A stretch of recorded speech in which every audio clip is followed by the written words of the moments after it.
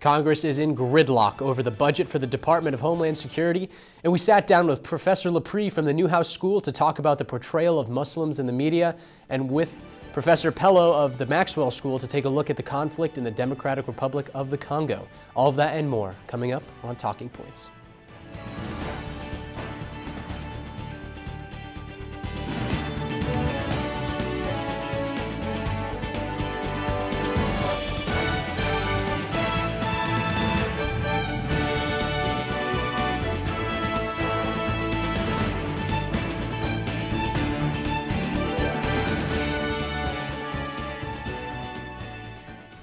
Good evening and welcome to Talking Points. I'm Max Darrow. Before we get the conversation started, let's go over this week's top headlines. The former Speaker of the New York State Assembly has been indicted on fraud and extortion charges last week. Sheldon Silver was arrested last month after officials accused him of accepting almost $4 million from kickbacks and bribes. Silver stepped down as a Speaker but still holds his Assembly seat and maintains his innocence.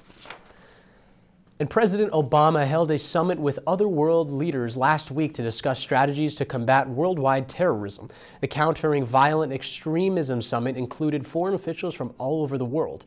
In his speech at the summit, Obama urged world leaders to stop blaming violent extremism on Islam, saying that no religion is responsible. And two men in Denmark are being charged with aiding a gunman who opened fire on a free speech forum and synagogue last week in Denmark. 2 civilians were killed and 5 police officers were wounded. Police killed the shooter at the scene. And when we come back, we'll have Talking Points correspondent Abby Isaacs on to talk about cybersecurity. Don't go anywhere.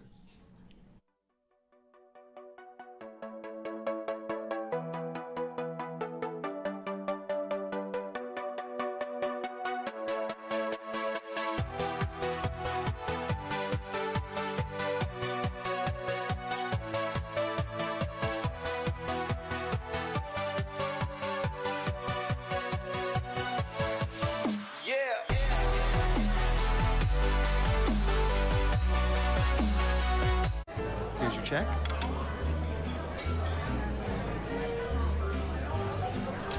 Oh, you got it. You know, since I got rid of my car, I really enjoy walking. Okay. Got it. No. Getting pulled over for buzz driving could cost you around $10,000 in fines, legal fees, and increased insurance rates. Oh, you're home early. You live with your mom?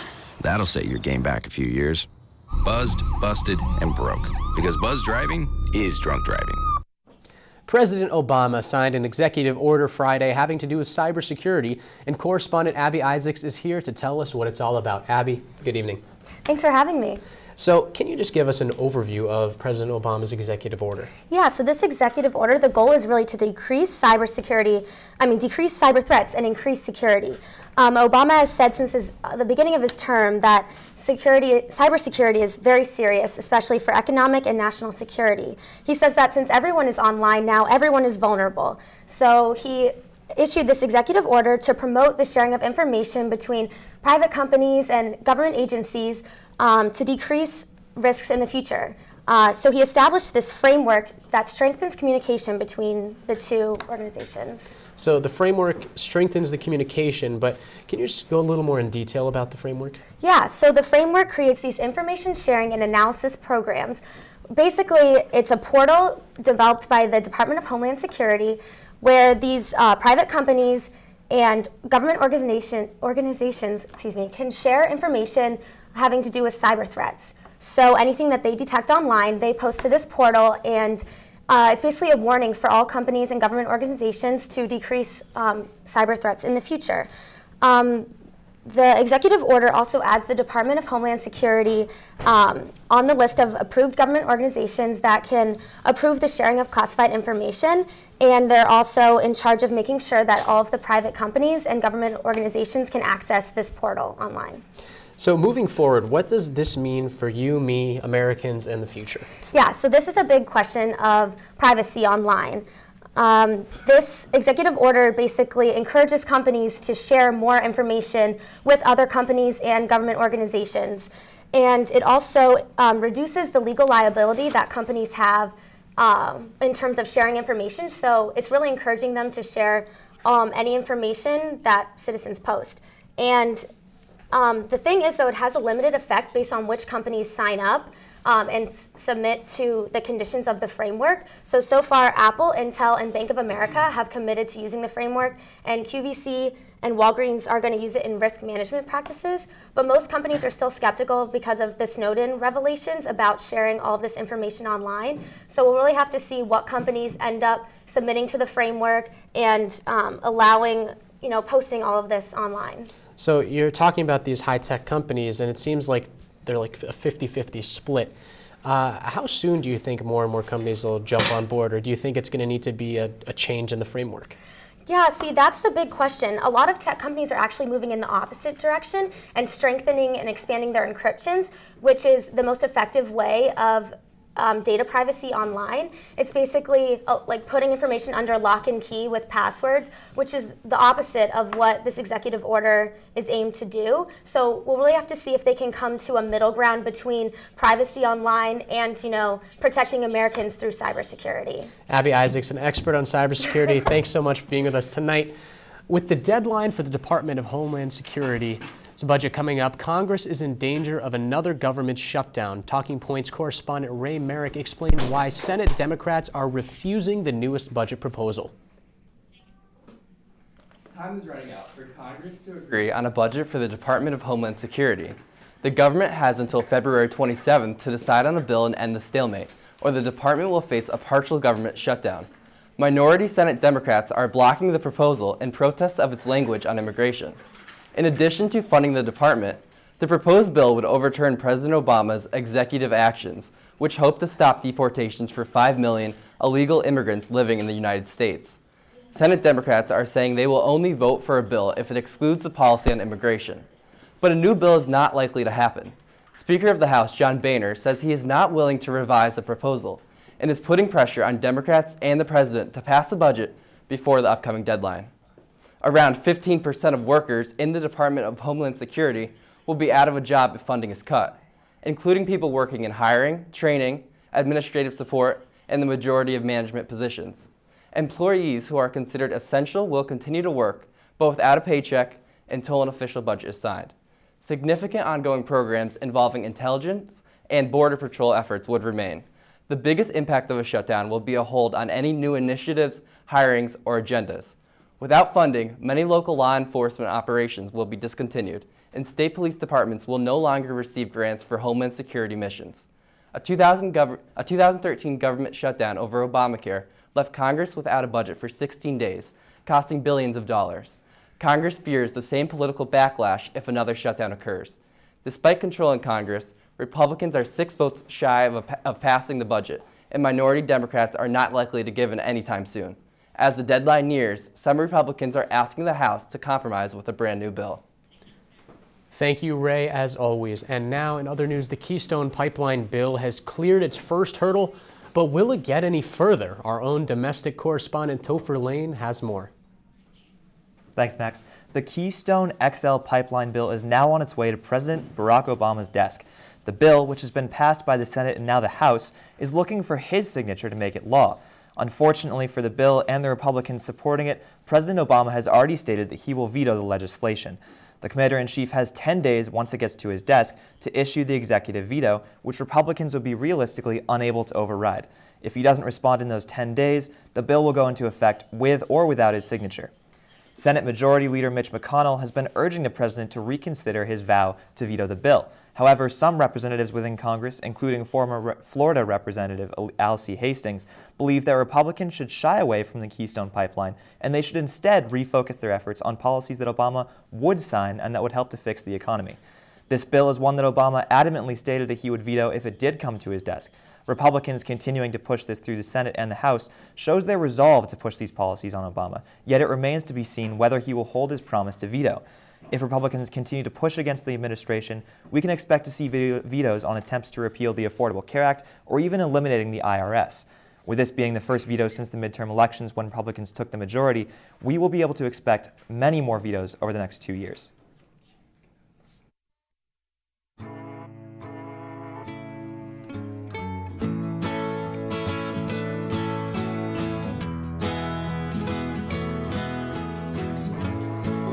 Son, tell him that I've begun to dream of things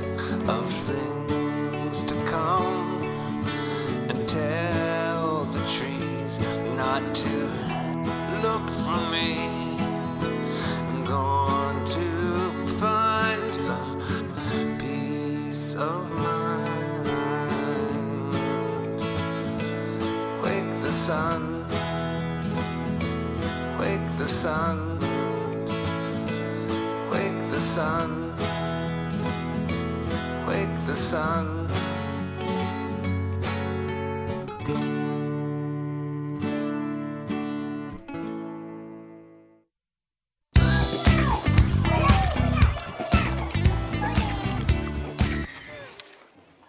Looks like it's done.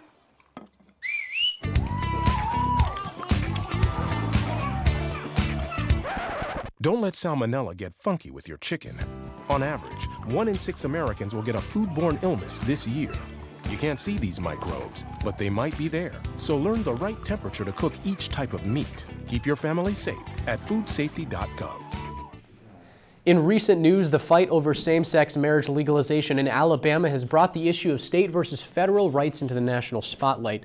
Citrus TV's Talking Points correspondent Jonathan Olens is here in the studio to discuss what's going on. John? Thanks. So this is very, very much a political issue. It's been a political issue for years. It's jumping up again. What's going on? Right. This political issue that you said is very contested. There's the conservative side, which leans more towards the belief that marriage is between a man and a woman, like the Constitution has, and like a lot of people have traditionally thought. And however, and some conservatives, such as Senator Ted Cruz and Governor Bobby Jindal, two of which who could potentially be running for the Republican side for president, have said that they vowed to support a federal constitutional amendment barring gay marriage. However, on the other side of the political spectrum, on the liberal and the Democrat side, it generally leans more towards the belief that of marriage equality, where this is the belief that same-sex marriage should be legal and that a ban of same-sex marriage is unconstitutional. So effectively what you're saying is that the conservatives are continuing the value of the Judeo-Christian values and the liberals are getting farther and farther towards allowance. Yes. Okay, so this is more than a political issue now, though. It's been a civil rights issue. Can you talk a little bit about that? Yes, this is also a civil rights issue, like you said. It's denying the people the right to marry the person that they love, whether it be, like you said, the Judeo-Christian view of man and a woman, or the more progressive, the more thinking of same sex. That's the right to be able to marry the person who you love. And this is being, in the civil rights movement of this, is also being compared to the movement of the 1960s, where that was a racial inequality. This is also an inequality with the belief that it's the inequality and discrimination is taking place where you can't have the right to be married. Jonathan Olens, hate to cut short, but thank you so much for being with us tonight. We've been seeing quite a bit of snow here in Syracuse. I know I've seen a lot, but we haven't seen nearly as much as areas of Massachusetts and Boston. Here to tell us how they're handling it is Citrus TV's Caroline Strange. Caroline, what's going on? Well, Max, with all the snow we've been getting now, it's reminiscent of the time back in November when Buffalo was buried under almost 8 feet of snow in some areas. They and other surrounding towns were seeking money from the Federal Emergency Management Agency to help offset the costs of salt, workers, and damages caused by the storms. They had to reach almost $30 million in order to be reimbursed, and now Boston is making history for spending the most money on snow removal and ice that they've seen. They've reached up to an estimated $35 million already, which is almost twice as much as they budgeted at $18.5 million. This number is still expected to climb throughout the weekend as more snow heads through the Northeast. Now, the budget is created by averaging the cost of snow removal from the last 5 years. But this isn't all that's costing them. Roofs are collapsing and schools have been closed within the last few weeks, and this isn't even their snowiest year on record. record, but city officials expect it will be at least the second by the end of this winter. They're actively monitoring the costs accumulated as the snow continues to fall. While this surpasses the winter of 2005, that winter was 3 times as expensive as they had budgeted. But the weather is incredibly difficult to predict and makes it tough to determine how much they'll need in order to handle Mother Nature. And during this time especially, police are warning of scammers charging exorbitant amounts to have your driveway or roof cleared. Max, back to you. 3 Muslim students were shot and killed in Chapel Hill, North Carolina recently. The incident has started a nationwide debate about the portrayal of Muslims in the media. Citrus TV's correspondent Abby Budeman sat down with Therese Laprie, the Newhouse School, to talk about it. We will be talking to Professor Laprie to talk about the matter in more depth. Thank you so much for being with us today, Professor. Not a problem. So, Professor, what do you think would be the reason behind the shooter choosing these 3 neighbors out of all the neighbors out of these parking issues? Well, as you already mentioned, there's been a lot of coverage about how this individual, the alleged shooter, had a series of parking skirmishes with the other residents. And I've been particularly interested or taken with the idea of why he would choose to shoot these 3 individuals, even though it was pervasive. Having said that, I don't know the race of the other people in his community. However, when we're discussing the representation of Muslims and our social understanding of Muslims, much of that has been based in the stigmatization and trivialization of Muslims in mainstream media. By stigmatization, I mean the idea that they are targeted negatively, they're portrayed as terrorists, and often very little else. They're portrayed as anti-American. Their ideology is often juxtaposed in the popular discourse with American way of life.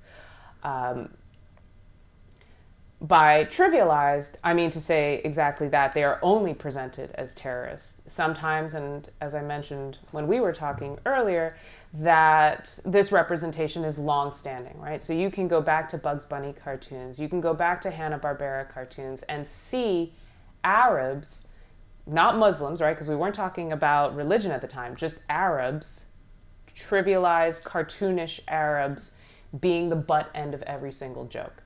And that's what I mean by trivialized in specific. So when we're surrounded by these images, we begin to think of Muslims of less than human. Okay.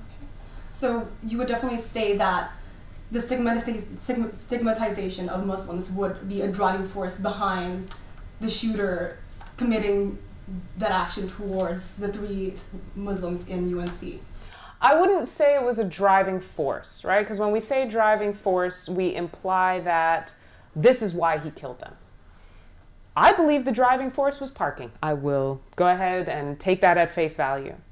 But the truth is, why would these people be considered more expendable in this problem he had with his entire community?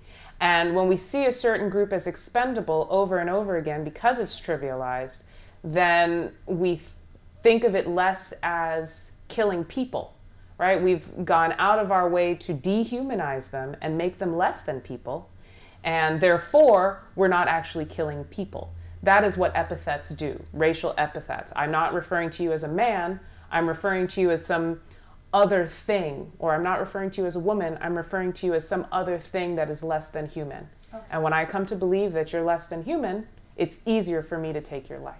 Okay. So in just our last 30 seconds, Professor, do you think this representation is realistic or in any way fair? I don't think any representation of any group is fair, because media is designed not to represent an individual, but to represent someone's perception of said individual. Okay. So I don't think that any representation is fair, but we won't get to a fair representation until we have more people from that group telling their stories in a more mainstream, widespread audience reach. Okay. Thank you so much, Professor. So, I just moved in with this family, and it's embarrassing. The little one, he likes to go outside and crawl around in the giant litter box. I don't know what he's doing. I mean, I was born and I knew how to use the litter box.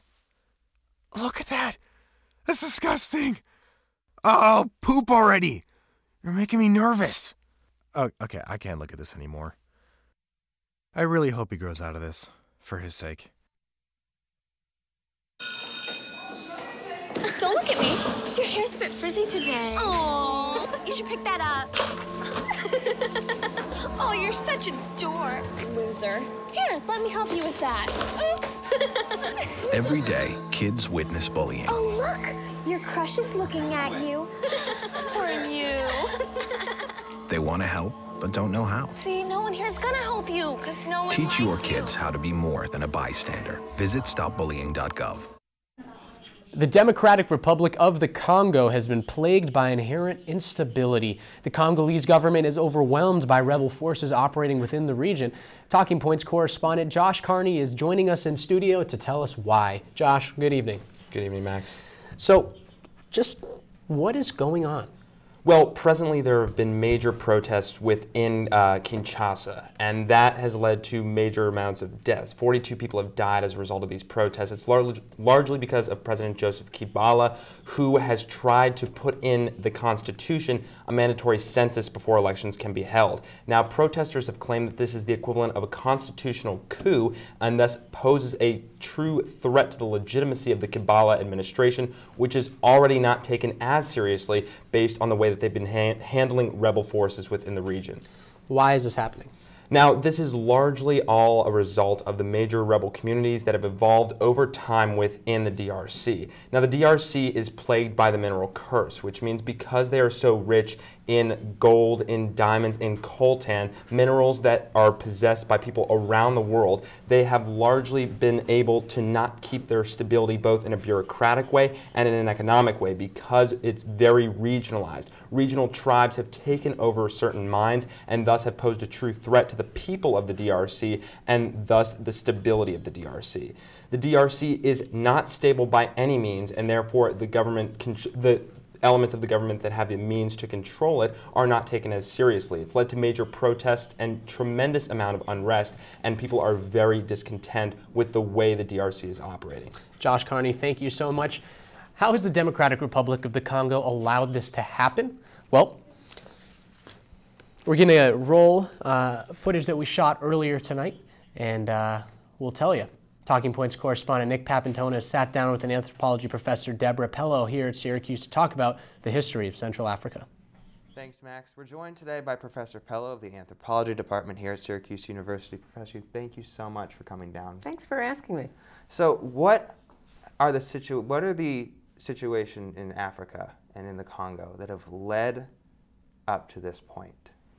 Well, first of all, remember that when you're talking about sub-Saharan Africa, any part of Africa south of the Sahara, you're talking about 53 different countries. And you're talking about all sorts of local cultural histories, each one different from the other. You're talking about different indigenous groups. You're talking about different colonial histories.